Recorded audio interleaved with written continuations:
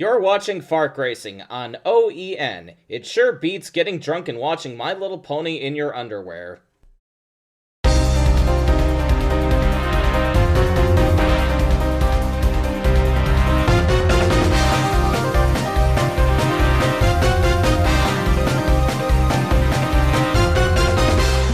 FARC Racing on OEN is brought to you by Samson Spark Plugs and by Zapruder Cinema Cameras. Winning the Marlisle pole for the first 50-50 sprint here at Langhorne would be Bixby Foot, his teammate Rip Tyler, on the outside of the front row. This is the second time this season that these two have swept the front row. But coming to the end of lap number 2, Rip Tyler would power around the outside of his Sergio Power teammate to take the race lead. Ramsey Cockiner still very slow. Going a lap down on lap number 6, Rip Tyler and AJ Reed going through, and Reed taking over the lead as Rip Tyler is held up by Cletus McGuffey in the Team Bird car. AJ Young is up to 15th place here on lap number 9. Very good start for Young. It looks like his recent move to M&J has helped him after all. Cletus McGuffey is tagged by Alex Witt. He flies back up into the side of Alex Witt. Witt and Dan Leckliter hard into the wall, bringing out our first Vicker collision and glass caution. Coming to the end of lap number 8, Dan Leckliter getting back up to speed. And here comes Caden Beckett into the back of the 10. If this were race sim, that would certainly be a 4X for Mr. Caden Beckett, the 14-year-old. AJ Reed up in spoke from the race lead.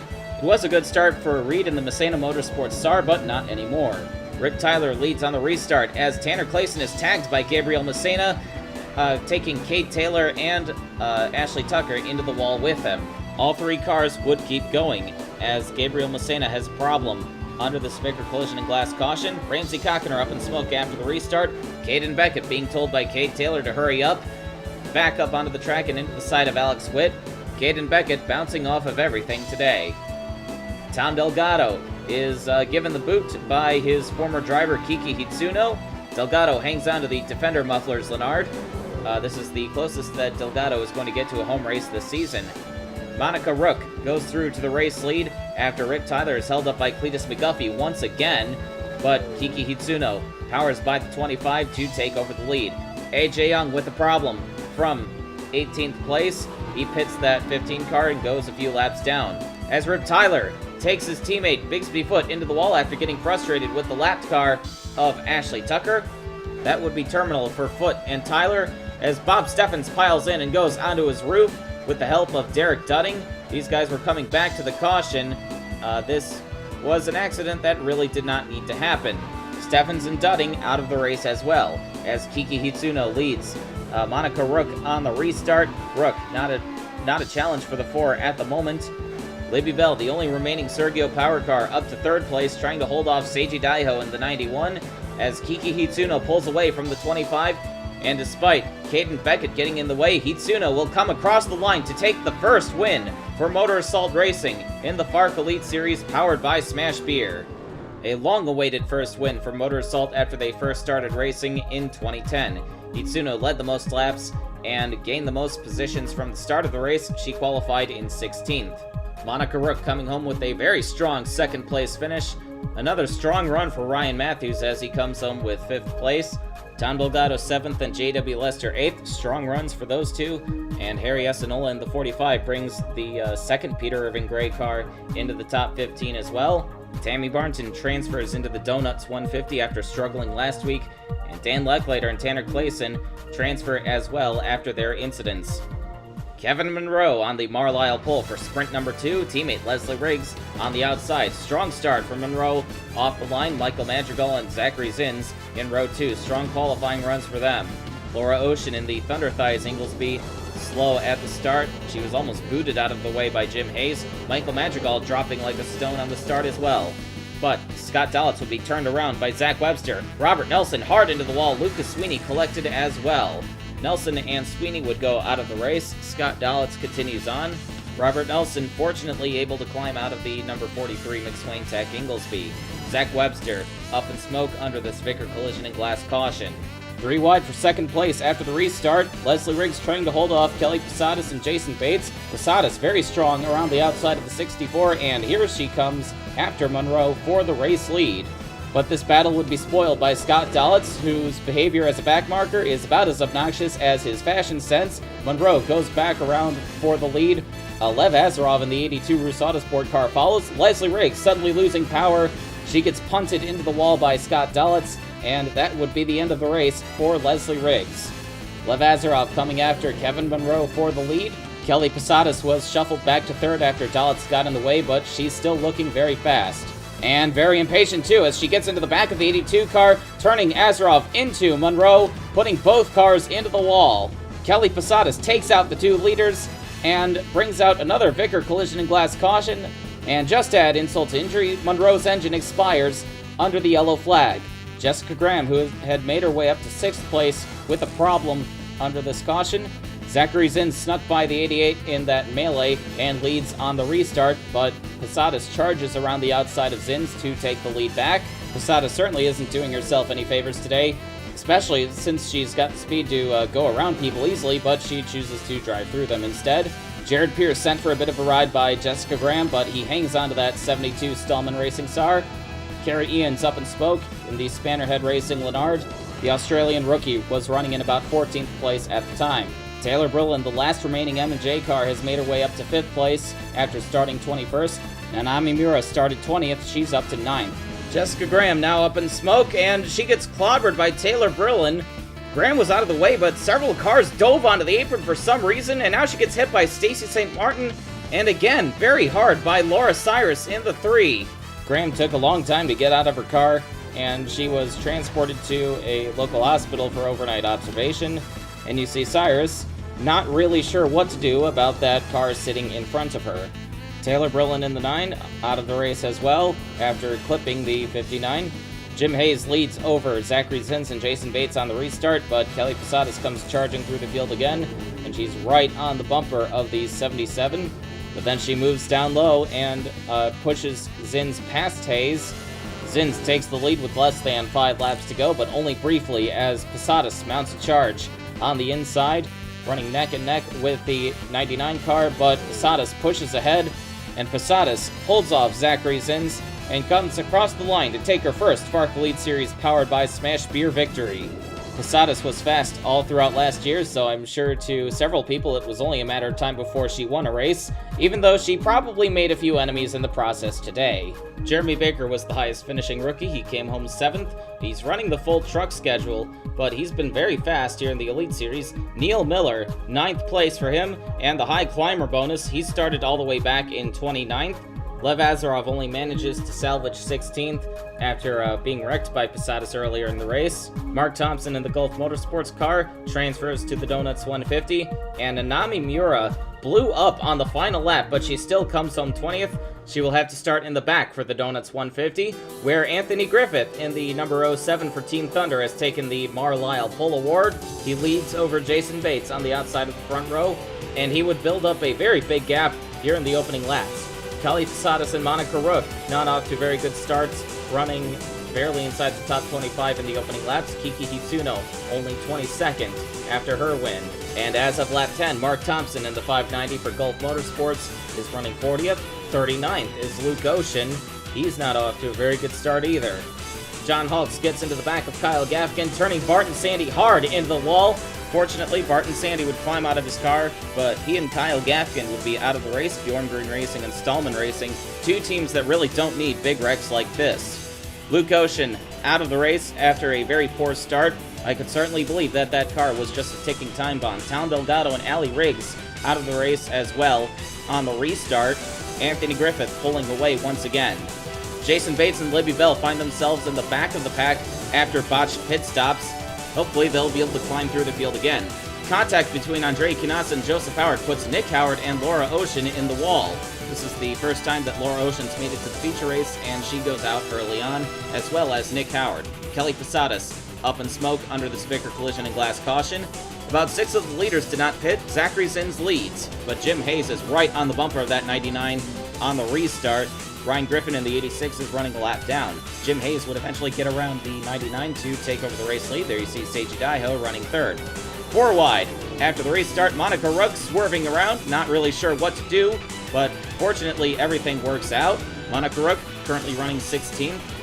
so she's slowly making her way up through the field. Lev Azarov into the back of the 99, telling him to hurry up, and Azarov eventually gets around Zins with a bit of help from the lapped car of Dan Lechleiter. Anthony Griffith making the move on Seiji Daiho for 4th, trying to climb through the cars that did not pit, but Azarov and Daiho up in smoke at the same time. This looks exactly like Columbia last week, where Stanichev in that 82 went out, and Bigsby Foot had a problem at the same time. Daiho pulls into the pit lane, and the 91 crew immediately gets to work changing the right side tires. I'm pretty sure that black smoke does not come from the tires. The 91 crew would come to their senses and pull Daiho behind the wall.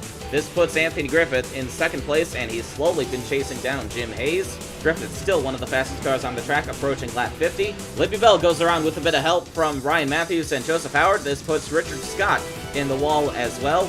Libby Bell would continue on, but Richard Scott goes out of the race. That 27 car too heavily damaged to continue. Monica Rook in the 25, up in smoke. She had made her way up to 12. Todd Stater went out as well. The pits were open too late by mistake. Jim Hayes and Anthony Griffith missed it, so they had to come back around, and they'll be in the back of the field after they make their stops. A huge blow for Jim Hayes and Anthony Griffith after a crucial mistake by race control. This puts Zachary Zins in the race lead, Nick Asher 2nd, and Isaac Leitner 3rd. J.W. Lester running a lap down in that 5-0, pushes ahead, hoping to get a quick caution. But Zachary Zins would be swarmed by Nanami Miura and Makoti Yamada. Yamada being pushed into the lead by Harry Asanola, who almost takes him out of the race, and Enola would eventually shuffle into the lead. Enola and Lester have been running without any sponsorship logos on those Peter Irving gray cars. Their sponsors have been dragging their feet in finalizing their deals for this season. Anthony Griffith down on power after the restart. He's chugging around in 20th place, and now he has lost the rest of the pack. Huge disappointment for Griffith. He had the dominant car in this first third of the race, but now he seems to have lost a cylinder. Tammy Barnton, the rookie shootout and Smash Beer 500 winner, running a lap down but trying to get past Enola and hoping for a quick caution. Libby Bell, after smashing up the back end of that car, is up to 3rd place. Ryan Matthews 4th. Harry Enola getting caught behind the 590 of Mark Thompson. Makoti Yamada makes the move, but Enola scoots around the 590 before Yamada can take advantage. Enola now catches the 07 of Anthony Griffith. Tammy Barnton goes by to get herself back onto the lead lap and take 20th from Griffith. This gives Enola an opening to finally get by the 07. Neil Miller in the 90S Singles B is up to 14th place, although I think part of that is because Ryan Barrett's holding up all the cars behind him, as you see Jeremy Baker headed to the pit lane with an engine failure, but Neil Miller has had a pretty good weekend so far, finishing 9th in his sprint yesterday.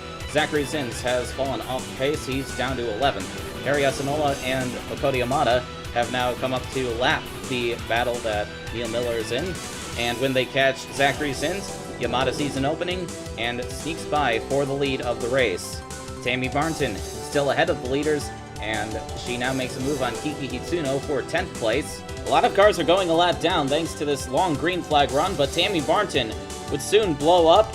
Barnton practically set the world on fire by winning the Rookie Shootout and the Smash Beer 500, but the 2013 FARC Lobo Truck Tour champion has yet to come close to replicating those results.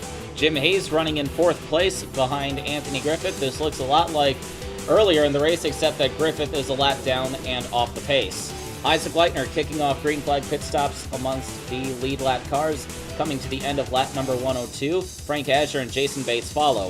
Makoti Yamada and Harry Asanola head into the pit lane, coming to the end of lap 107, but Zachary Zins is hit by Leitner while making the move to pit. This brings out another Vickers collision and glass caution.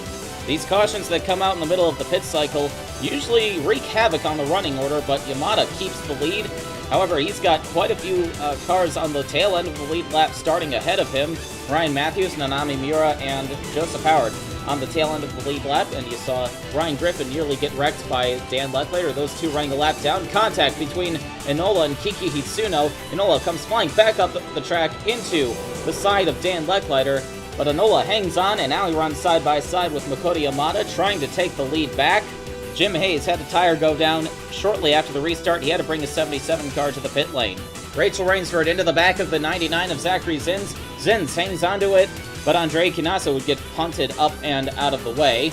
Harry Asanola back into the lead of the race. Libby Bell 2nd, and they are caught in the middle of several lapped cars, including Joseph Howard, who gets put back a lap down. Jason Bates into the side of the 45, both of them up the racetrack, and Enola will lose the lead to Libby Bell, who was in the wall earlier in the race. The back end of that 16 is bent out of shape, but now Libby Bell leads, carrying the flag for Sergio Power Incorporated after Bixby Foot and Rip Tyler took each other out. Nanami Miura and Ryan Matthews have now hooked up, and they are running slightly faster lap times than the leaders. So if we get a really long green flag run, they might be able to make up some ground. Makoto Yamada currently runs third, but Kiki Hitsuno trying her best, despite running 2 laps down to take Libby Bell out. I'm not sure what's going on between these two, but Hitsuno clearly having an issue with Libby Bell. And keep in mind that Hitsuno is currently running 2 laps down, and Libby Bell is leading. Tanner Clayson now getting into the back of Isaac Leitner. He shoves Leitner up the track and into the wall. Tanner Clayson is also a couple laps down, but Leitner is even further behind. With less than 10 laps to go, Jim Hayes gets into the back of John Hawks. He sends John Hawks up the track and right into the path of Nanami Miura, who goes straight into the wall after running in 4th place, and she was catching the 22 of Makoto Yamada ever so slowly, so maybe she could have challenged for 3rd, but not anymore. Libby Bell leads on the restart. 3 laps to go now, but it's not a very good start for Bell. Harry Esanola has a much better start than the 16. He quickly picks his way through most of the lap traffic standing in between him and Bell. Andre Kinasa around the outside of Bell to try to get one of her laps back, but Bell would remain unopposed, and Bell comes across the line with a damaged rear end to take her first win of the season. A very nice comeback by Libby Bell after that crash. Harry Esanola comes home 2nd, but he gains 5 bonus points for leading the most laps. Joseph Howard got back on the lead lap on that last Vicker collision and glass caution. He comes home 3rd. I know the defending series champion hasn't seemed very fast this season, but he's been very good at picking up the pieces. Ryan Matthews grabs another top 5 finish. Michael Madrigal, the first car 1 lap down. Very strong run for the Pie team, but we haven't talked about him much. Neil Miller, despite finishing 16th, 3 laps down, grabs another high climber bonus after starting all the way back in 36th. And now looking at the point standings, Ryan Matthews is now the leader, being the only driver with 3 top 5 finishes this season. So Matthews is coming back in a big way so far after blowing his engine in the Smash Beer 500. Jeremy Baker currently runs 2nd, despite not planning on running all of the races. Makoto Yamada 3rd, Isaac Leitner 4th, Kiki Hitsuno up to 5th, and her teammate Laura Cyrus, after her crash in the sprints, falls to a tie for 8th between herself, Anthony Griffith, and Harry Esanola. Libby Bell and Kelly Posadas jump into the top 20 with their victories, and Andre Kinasa is in a tie for 20th with Seiji Daiho. Kinasa ahead due to leading more laps.